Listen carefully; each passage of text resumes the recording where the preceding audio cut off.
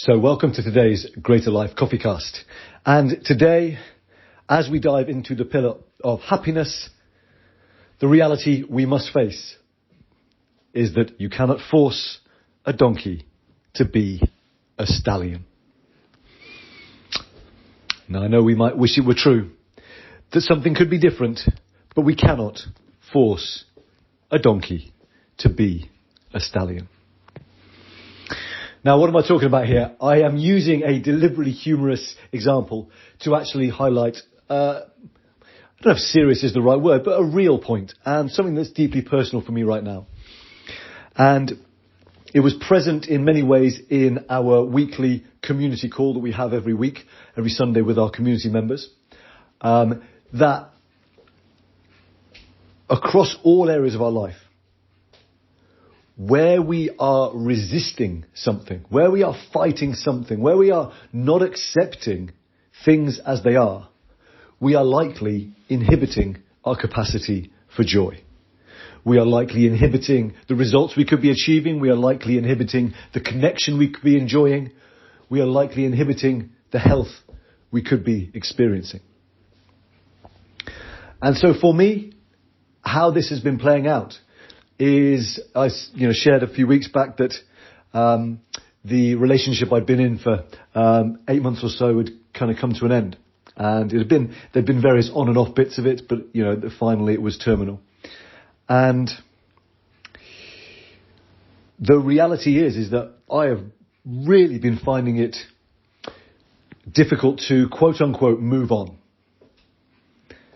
And for all that I've known, that my years and years of quote unquote inner personal work and my years of, somatic processing and grief work and psychedelic therapy and talk therapy and group therapy and vision quest, the list goes on and on of all of this stuff. And yet here I am on a daily basis with another human being as my undesired focus of attention. Like even I'll be driving down the road looking out for her car. And for a good day or so, more than that, for a good 3 or 4 days, not only was I finding it tough to move on, I was compounding things by trying to make a donkey a stallion, by trying to pretend I should be further along in the getting over it journey, in the moving on journey. And as a result, creating stress, discomfort, and on many levels just being profoundly unloving to myself.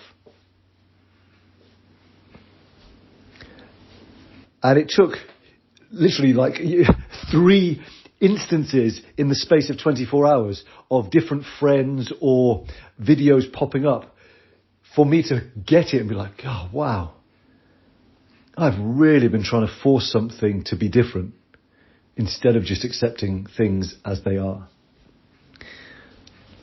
And even as seemingly painful as it might be to have to just be with the fact that right now, I am finding it tough to move on. That still there is power in acknowledging that there is the capacity for greater joy to open up as that honesty is there and present. And so my question to you is, where in your life right now are you resisting what is? Where in your life are you wishing something could be different? And look, it might be in time. There is no doubt that I will get over this breakup. That, it's a fact, right? But right now, I'm not. And I do myself no favors by trying to pretend that I should be. Because actually what I'm then doing is probably suppressing grief that needs to be grieved, feelings that need to be felt. Where are you? Whether across your business, your relationships, your sense of purpose and happiness, your health? Where are you resisting? Where are you fighting what is? And as a result, prolonging what may want to change, but right now needs to be tended to just as it is. And I don't have any answers for myself yet, beyond simply, I must feel whatever is there to be felt and accept things just as they are. Even as I also set the intention to move forward, to progress. Knowing that we are self-healing beings, right? You cut yourself, a scab forms, and in time, new skin. So it is with emotional hurts, emotional wounds, that if we allow ourselves to feel what is there, then in time, the emotions will move, they will change, they will dissolve, and we will be left lighter. I will be left lighter. But we will have to be with what is. We may wish we were chasing down the back straights of Aintree, leaping over, what is it, Beecher's Brook, is that the name of the famous jump in the Grand National, on a rampaging stallion. And we look and we see that we have a dagged donkey. But let us not forget the profound spiritual truth that Jesus entered the town upon a donkey.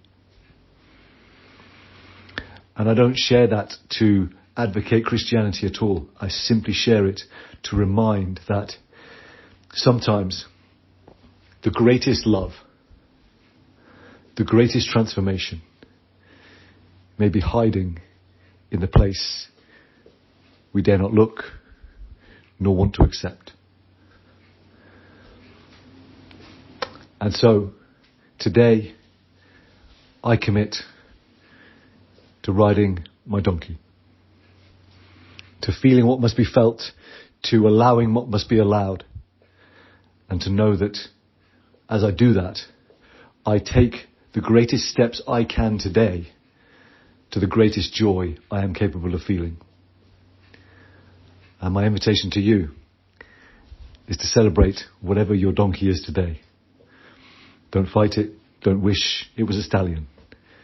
Celebrate that donkey and let your joy rise.